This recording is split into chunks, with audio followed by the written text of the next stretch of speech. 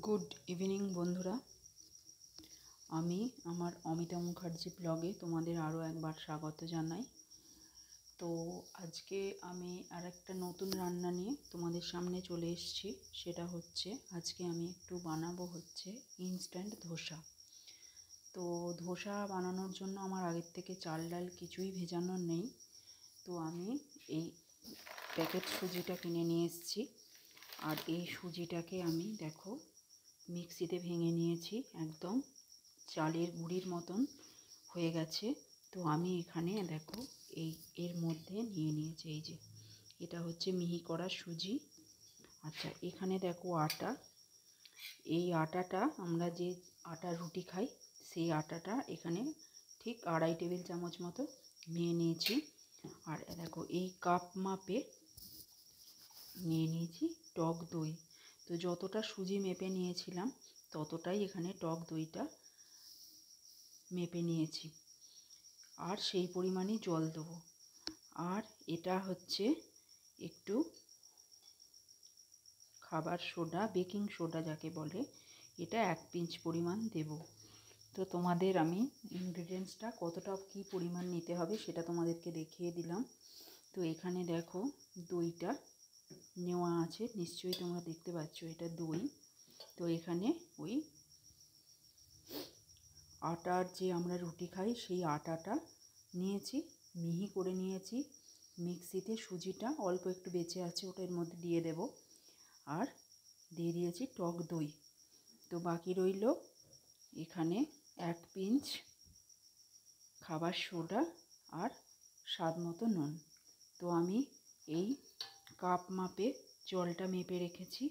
তো এবার আস্তে আস্তে জলটাকে আমি এর মধ্যে অ্যাড করে ভালো মতো এই ইনগ্রিডিয়েন্টসগুলোকে মিশিয়ে নেব। তো আমি দেখো মিশিয়ে নিচ্ছি।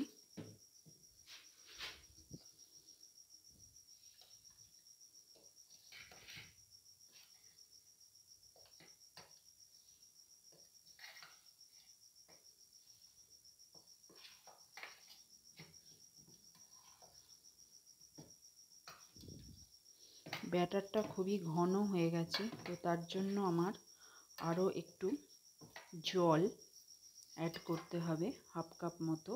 আর আমি এখন এতে নুন দেব না, যখন আমি ধোসাটা বানাবো সেই মুহূর্তে আমি জলটা এর মধ্যে অ্যাড করব।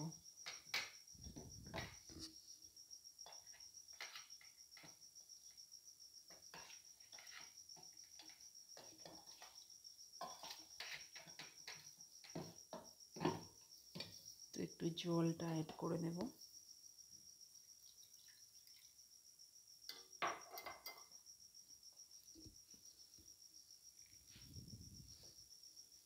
তো অ্যাট লাস্ট কীরকম এটার কনসিস্টেন্সিটা হবে সেটা তোমাদেরকে অবশ্যই আমি দেখিয়ে দেব।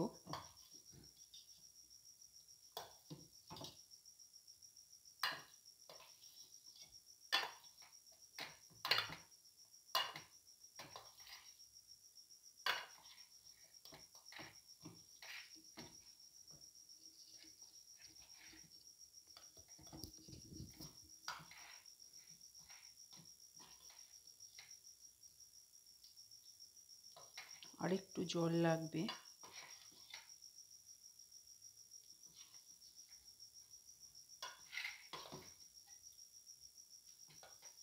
তো আর একটু জল আমি অ্যাড করব।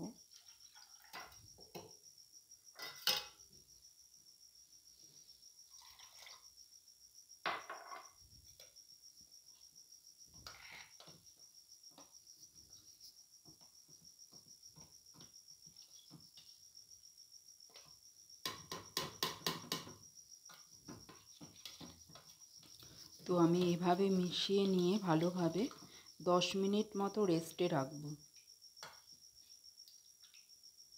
এখনও অনেকটা দলা পেকে আছে, ছোট্ট ছোট্ট।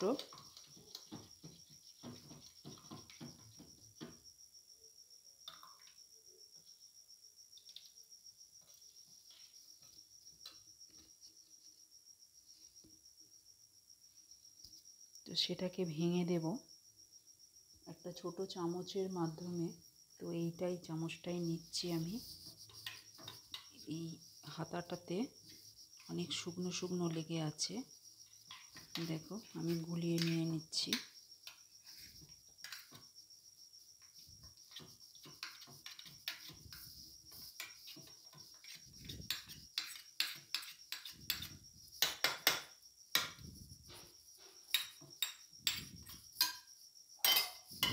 তো হাতা পরিষ্কার করে নিয়েছি, দেখো। তো আমি আরও ভালো করে মিলিয়ে নেব।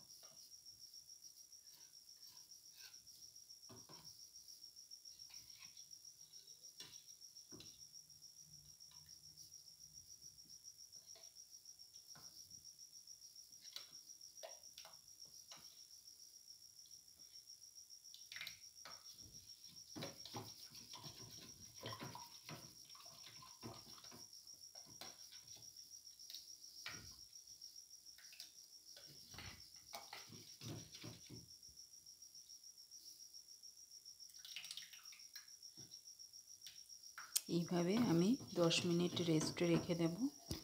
তারপর আমি এটাকে 10 মিনিট বাদে দেখাবো কীরকম কনসিস্টেন্সিটা আসে।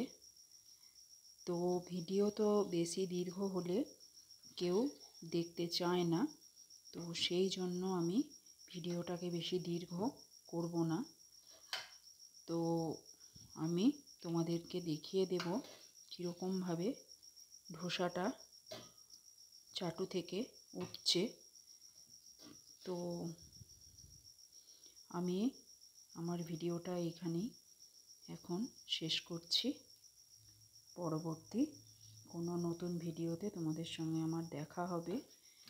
আর আমার চ্যানেলটা যদি তোমাদের ভালো লাগে তাহলে তোমরা চ্যানেলটাতে সাবস্ক্রাইব করে আমার পাশে থেকো, আর বেশি বেশি করে শেয়ার করে দিও, আর পাশে থাকা বেল আইকনটাতে প্রেস করে দিও যাতে আমার ভিডিওগুলো তোমরা সবাই পেয়ে যেতে পারো। তো বন্ধুরা, টাটা।